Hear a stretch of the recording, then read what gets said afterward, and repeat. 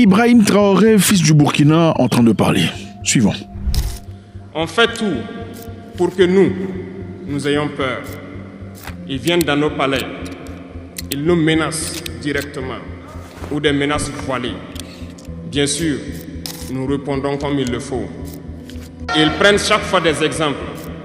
Ils nous diront, vous savez, Thomas Sankara a essayé de faire comme ça, mais il est où? Il est mort. Le président haïtien, il a essayé de faire comme ça, il est où? Il est mort. Kadhafi a essayé comme ça, il est où? Il est mort.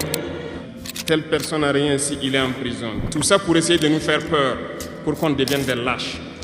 Mais je pense qu'ils n'ont pas compris quelque chose. Quand nous disons la patrie ou la mort, nous vaincrons, ce n'est pas qu'une phrase, ça a tout son sens.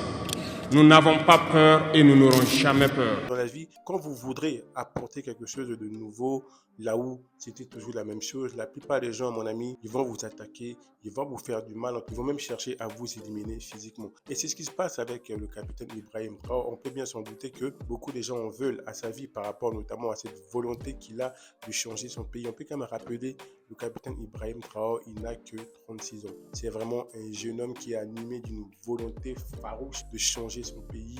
Et dans la vie, quand vous avez cette mentalité-là, ceux qui ont été avant vous et qui ont cette mentalité de crabe, cette mentalité vraiment d'égoïste, ils vont tout faire pour vous écraser, ils vont tout faire pour vous éliminer parce que tout simplement, vous voulez apporter le changement. Et même dans la vie de tous les jours, c'est comme ça, mon ami. Quand tu vas essayer d'apporter le changement dans quelque chose, que ce soit dans le domaine professionnel, familial, la plupart des gens, justement, qui ne veulent pas du changement, ils vont te combattre farouchement. Il y a plusieurs moyens de te combattre. Ils vont soit te faire esprit de ne pas te soutenir, ils vont soit t'attaquer par divers moyens pour que le changement ne vienne pas. Ibrahim Traoré, président du Burkina Faso, un Africain comme je les adore.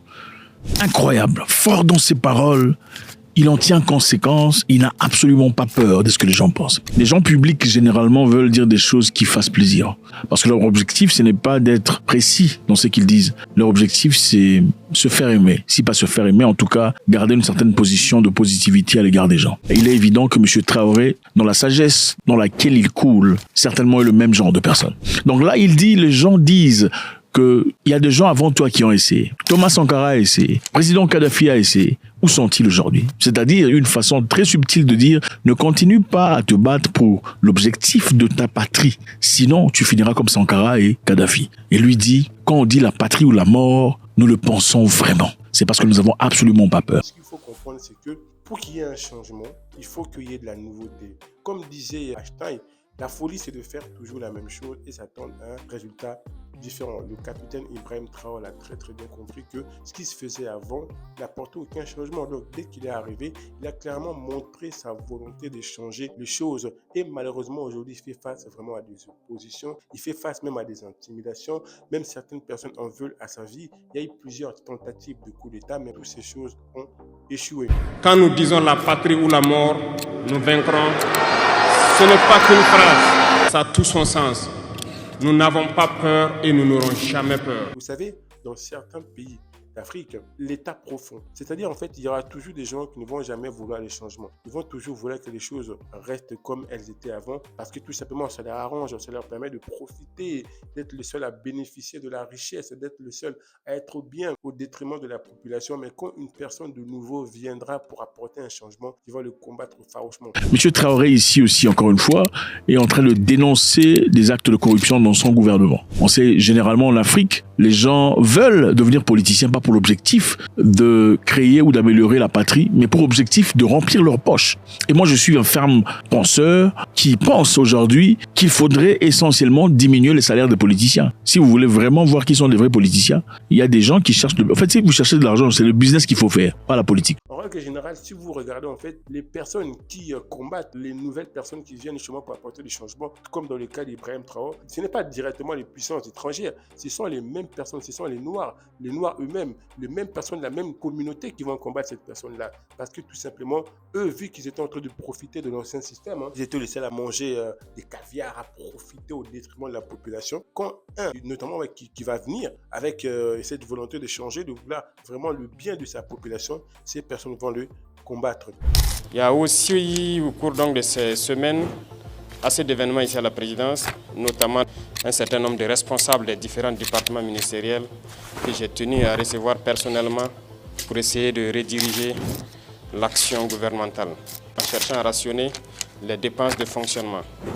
Parce que nous nous sommes rendus compte que le fonctionnement prend tellement de place dans notre budget que nous étions obligés de lire donc ces milliers de pages. Ce n'est pas pour le plaisir des yeux, mais nous étions obligés de le lire, de faire venir chaque responsable et d'essayer de rationner pour que le budget serve à faire des investissements socio-économiques structurants de base au profit de nos masses populaires. Ok, vous avez suivi là. Nous avons remarqué que le fonctionnement nous coûte beaucoup trop d'argent. Alors, il a fallu que l'on ouvre nos yeux pour lire ces pages. C'est pas parce qu'on a envie de lire les pages. C'est parce qu'on a senti que le fonctionnement seulement nous coûte beaucoup trop d'argent. Le fonctionnement, c'est-à-dire l'existence des chefs dans des départements de politique. Ça coûte beaucoup trop d'argent au gouvernement. Et ça, ce n'est pas limité au Burkina Faso. Dans tous les pays africains, sauf un ou deux, le fonctionnement coûte la grande part, le clair de l'argent que l'on disponibilise. C'est absolument malade que le fonctionnement nous coûte beaucoup trop d'argent pendant qu'on n'a même pas encore fait la fonctionnalité. C'est-à-dire que nous avons été installés en politique pour faire un travail clair. Le travail n'a pas encore été effectué, mais nous dépensons déjà l'argent qui a été assigné. Alors ce n'est pas normal. Voilà pourquoi M. Traoré ouvre le livre pour comprendre qui dépense quoi. Malheureusement, c'est des choses qui se passent beaucoup en Afrique. Et aujourd'hui, comme le capitaine Ibrahim Traoré vient de le dire, voilà, il y a des menaces, il y a des intimidations. Vous avez des personnes qui ont été placées dans certains secteurs stratégiques pour réellement aider la population.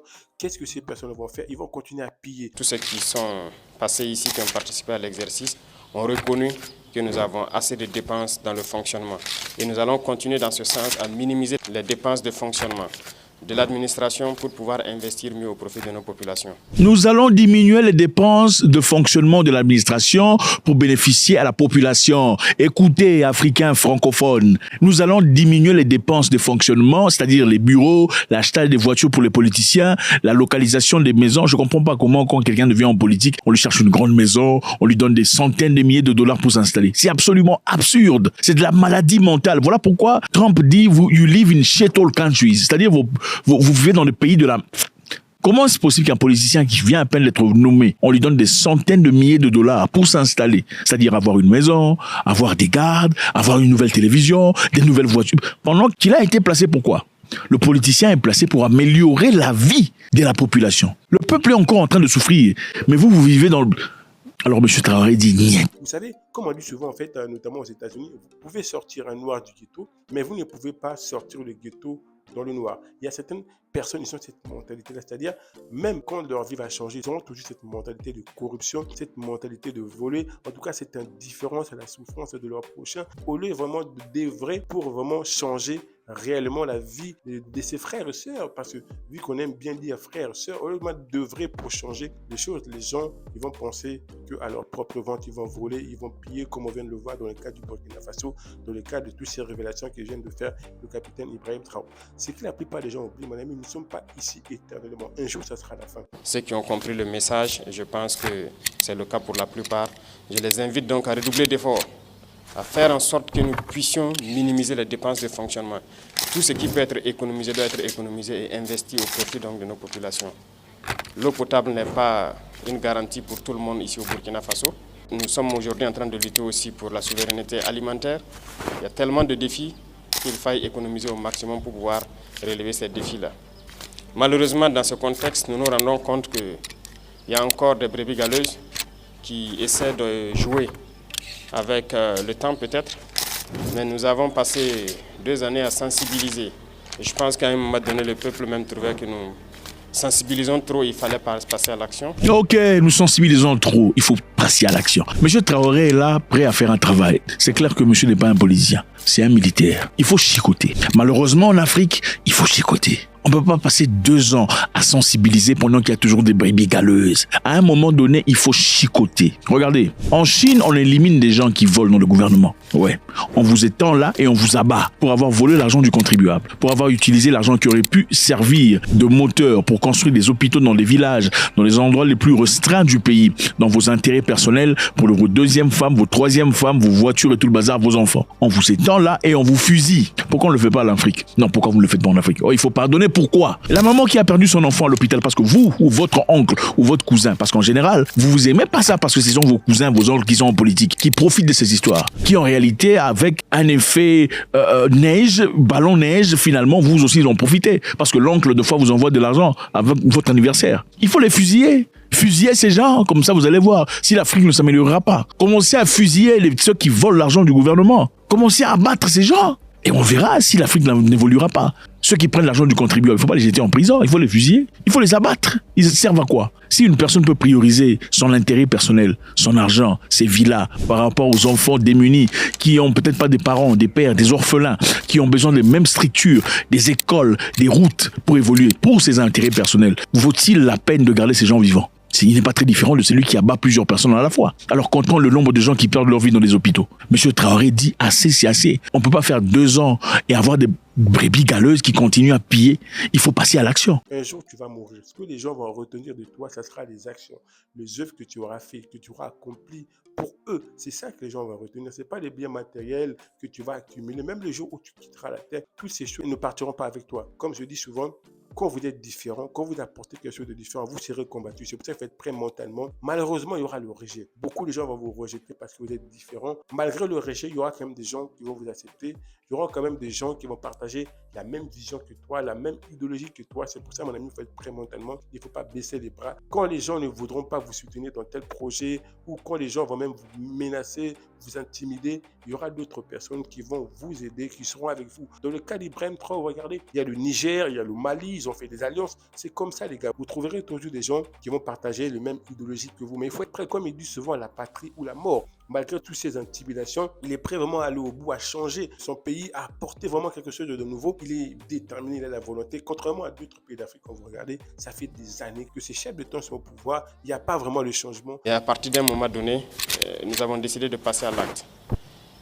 Je tiens à vous informer ici que malheureusement, au cours de ces derniers temps, suite donc à une dénonciation sur plainte, nous avons découvert un réseau de malfrats, malheureusement au sein du ministère même de l'Action humanitaire. Il faut les fusiller. Réseau de malfrats, il faut les fusiller. Oui, il faut les fusiller. Ils servent à quoi? Pourquoi ils sont là en train de garder le pays dans le trou? Et ça, c'est valide pour tous les pays en Afrique. Je ne parle pas seulement du Burkina Faso. Le Burkina Faso, ici, est comme repère. Les pays en Afrique où les gens ne font que voler, les chefs.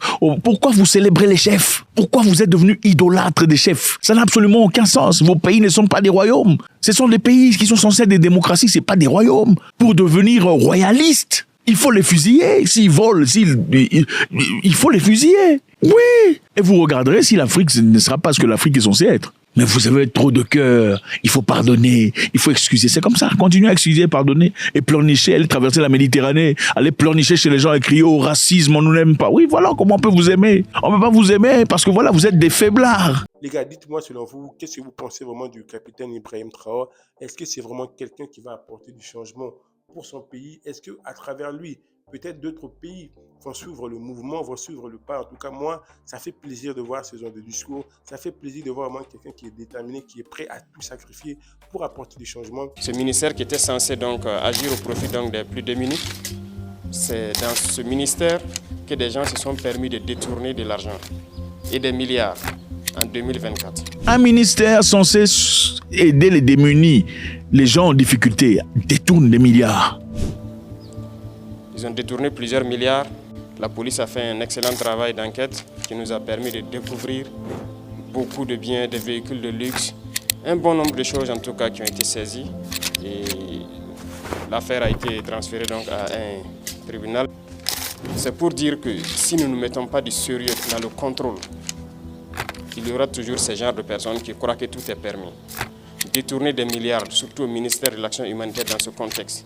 Il y a des agents qu'on assure qui ont été pris dans ça, qui sont en prison actuellement. Des centaines de millions détournés. C'est la patrie ou la mort. C'est vraiment ça qui manque à l'Afrique. Pourquoi on ne peut pas appliquer ce genre d'histoire au Gabon, au Cameroun, en Côte d'Ivoire, au Sénégal? Bon, le Sénégal n'a pas beaucoup de problèmes comme ça jusque-là. En RDC et dans tous ces pays-là, pourquoi on ne peut pas appliquer ces mêmes principes, hein? Arrêter ces gens et en faire une référence. Il faut en faire une référence. Il faut en faire une référence. Malheureusement, ce sont des gens qui ont été installés généralement par le chef. C'est le chef qui l'a installé parce que c'est ton cousin éloigné ou l'enfant de la cousine de son père, quelque part. Voilà pourquoi il est autorisé de... Mais il faut savoir, le pays n'appartient pas au chef. Je suis désolé, sa famille. Le pays n'appartient pas au chef ou à sa famille. Le pays appartient à tout le monde. Et le peuple doit comprendre leur autorité. Vous avez autorité sur le chef. Le chef n'est pas le roi. Le chef n'a pas le droit d'installer ses frères et ses cousins, ses cousines, ses nièces à votre détriment afin que vous viviez dans la misère, la galère, la trière, la peine. Absolument pas. Voilà pourquoi on n'aime pas M. Traoré, parce qu'il est tissé, cousu d'une tranche complètement différente. Les vivres qui devaient aller au profit donc des plus démunis, au profit de ces personnes déplacées internes. Et c'est dans ce ministère que des gens ont essayé de détourner cet argent. Et je suis persuadé que ça existe un peu partout parce que nous poursuivons l'enquête. Souvent, il y a ces arrestations que vous puissiez ne pas comprendre, mais nous savons pourquoi nous le faisons. Il y a encore beaucoup de personnes qui essaient de détourner les deniers publics. Nous n'allons pas avoir de la pitié pour ces individus-là. Pas de pitié. C'est l'occasion donc d'interpeller la commission des règlements donc des dysfonctionnements qui ont été mis en place. Parce qu'il y a beaucoup de dénonciations qui arrivent au niveau de la présidence. Il faut fusiller des gens en Afrique. Se mettre au travail sérieusement et de nous permettre de dénicher tous ces voleurs qui se cachent dans l'administration. Nous ne pouvons pas tolérer cela. Fusiller les voleurs en Afrique. De lutte contre le terrorisme où des gens se sacrifient sur le terrain et d'autres sont à l'arrière, se permettent de voler des milliards et pour se mettre dans du luxe. C'est difficile à cerner cette situation. En plus de tout ça, il y a des Burkinabés qui manquent de patriotisme. C'est triste. Vous voyez, en Afrique, on donne de l'argent à un politicien ou à son groupe pour bâtir un hôpital ou des hôpitaux. Il prend l'argent, 30% il paye les ingénieurs, le reste de l'argent disparaît. Et vous regardez ces politiciens passer dans les rues. Moi, je ne comprends pas. Pourquoi ils sont dans les rues? Il faut les fusiller. Et je comprends, on dit, oh non, on ne peut pas condamner quelqu'un sans... Mais attendez, ici, la référence est claire. L'argent a été touché. L'argent a été manipulé.